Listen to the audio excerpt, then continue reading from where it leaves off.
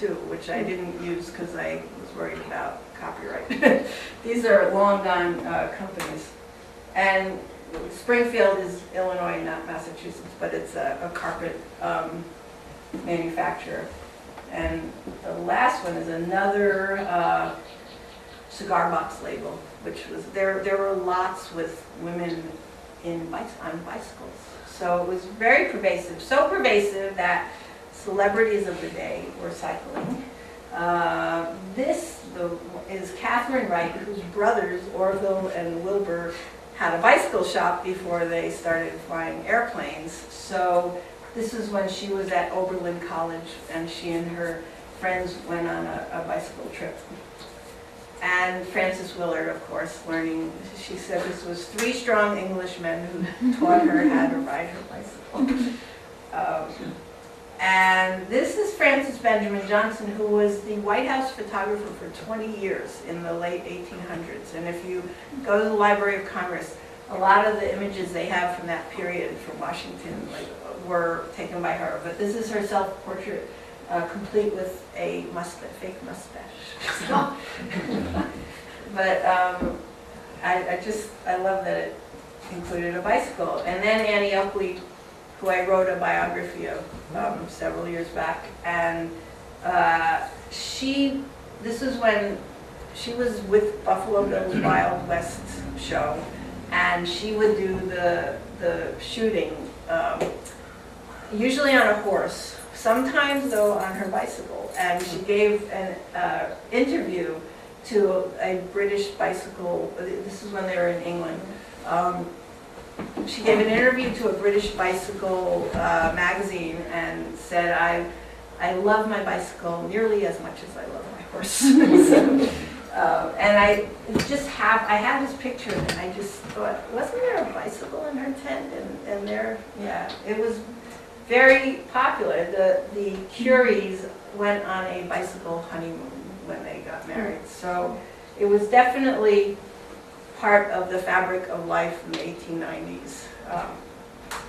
And this, I found this picture at the Copiague auctions, which are an annual bicycle auction in Copiague, New York, every April. And I went, and they sell the big wheel ordinaries and all these old bicycles.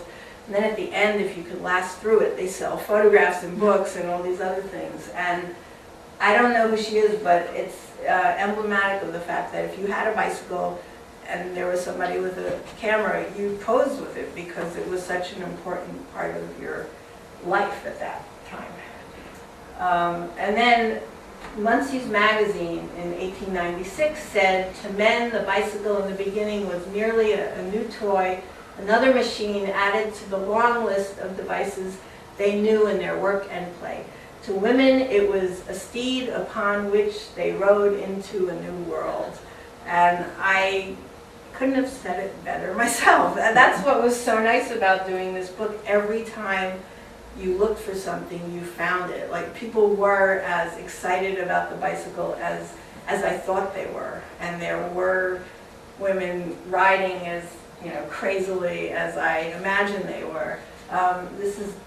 Wanted to end on a positive note. This is a messenger, actually from 1920, but for the National Women's Party, and she just looks so happy. so even though the car was infringing on the bicycle by that point, she was just enjoying her life on the bicycle. So if people have questions, I can talk about it. How did they get on those bikes? Yeah. Yes. Mm-hmm. They had a little metal step on the side of the tube. I tried to get on one of these things though, and I'm scared of heights. And they went from 40-inch wheels to 56. And what a lot of the images I found, the collectibles, were from this woman in southern New Jersey, or near Princeton, New Jersey, named Dottie Bathow, and her late husband Norman was a collector of bicycle memorabilia. And in their and so she invited me to her house, and she said, if you bring your scanner. And so the two of us scanned their memorabilia for 4 hours. But in her living room was this bicycle like that, like huge wheel. And she said Norman actually had it taken apart and sent to Europe, and he wrote it, he put it back together and rode it all around Europe when he was in his 50s or 60s. But the first time he ever got on it, he fell right over and broke both of his wrists. Because there's nothing to stop you from falling over. There's just a little thin railing, and I was scared. There's also a U.S. Bicycle Hall of Fame in Davis, California, and when I spoke there, and they had one that they hoisted me up on because it's hard. And I have my picture taken on it, but I'm thinking, I'm gonna die. So yeah. How fast could those ordinaries get up to speed? They could go fast. When Pope, Alexander Pope, who opened the first factory to make them in America, it was in Hartford, he would take a walk, and he would, it was 1878, and people had imported some bicycles, and he would continually see them just riding past him, and that's downhill, because uphill was not so hard, so easy, but I don't know the number, but that's why he decided to invest in bicycles, because it was such a, and he would also see them beating horses. So maybe the horse wasn't going at a full gallop, but I'm not sure. But he would... On the old-fashioned ordinary bike. Right, on the ordinary. The ordinary. The people, before they knew there was going to be a safety, I mean, men especially, embraced the ordinary. It was never hugely used all over, but certainly New England was really the hotbed of bicycles. Springfield had a racing venue in the 1890s. There's a poster in my book that shows it, in fact. So this was the area from Springfield and Hartford, and that's where it started. And then bicycle manufacturing moved somewhat to Chicago, that area, and also publishing. There were so many different bicycle magazines. One of them started coming out every day because it was public. It was reporting on races, and people bet on races, so they wanted to see the results, like horse races. But there were some in Chicago, there were some in New York. But manufacturing really started in New England. So. Was Columbia one of the early? Yeah, that was Pope. Pope's company was the Columbia, and they were the ones that did the paper dolls also. So yeah, he was, and he also invested in one of the magazines because he figured that if people were going to ride bicycles, they needed to know how, and he paid I forget his name. One of the people who wrote a book, an early book about riding a bicycle, Pope financed it, so that he was a brilliant marketer because he felt like he had to get behind anyone who was talking about bicycling. He also, when that court case about riding bikes in Central Park took place, he paid for the defendants who had scared the horse because he wanted Central Park to allow bicycling. So he was a really smart guy. He was done in by the automobile. He sort of transferred his assets to electric cars, and it just didn't work, and he died a broken man, sadly. The ball. Yeah. There's a bike company in Westfield. Was that Columbia? Was that Schwinn? It might have been. Westfield, Massachusetts. Yeah. Had a big bike It might have been Schwinn. It was not. I think Pope was in Hartford, and this. Yeah. He had been a shoe. He used to make shoe accessories like laces or the little divot things, and he converted his factory to make bicycles from shoe accessories.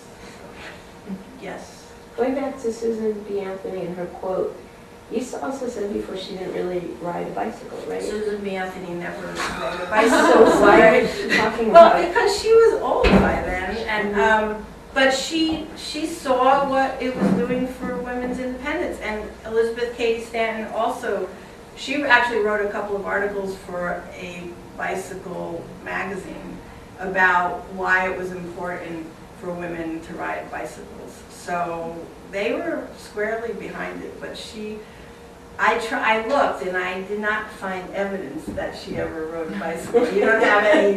Susan B. Anthony never rode a bicycle. Her sister Mary Yeah. did. She did own a bicycle. Okay. You don't have any hidden. My daughter Gretchen Anthony raced bicycles. Really? University Wow. of New Hampshire. And Oh still my bikes God. today. Wow. Well, that's All over. almost. But It's interesting. you know, it was all based on when you were born, and that's why it's amazing that Frances Willard embraced it at age 53. I mean, to me now that's young. When I first started writing about her, that was really old. but the fact that she only lived a couple of years after she wrote her book. I think she died in 1898, I think. And the book came out in 1895. So, but she saw the importance. And I saw that in the bookstore you have one copy of How I Learned to Ride a Bicycle by Frances Willard. It's amazing. It's an amazing book. It's like she talks about me and my bicycle is like me and the world and around, I don't know, something about the spinning world. And she also talks about how she always ran free until she was 16, and then she was confined to the home and she was forced to wear the heavy skirts, and it's really, she encompasses a lot of what I wrote about. So that's it. And there are books here. So. And of course, as always, we have refreshments. Well, this time it's a little different for the refreshments part. We have jalapeno poppers and chicken bites and mozzarella sticks and little pinwheel sandwiches, as well as lemonade, iced tea, and water. So please hang around, eat some food, maybe buy the book Wheels of Change and get it autographed, as she will be hanging out a little while. And if you want that list of don'ts for women, I can give this to you for free. These are the rules of the road. Oh, yes, absolutely. Okay. Very important. I expect you to study these. I'll take one. Okay. Thank you. Would you like one? This is They can't see. You can blow it up. I can, you can pass them. Anybody who wants one. So thank you for coming. Thank you.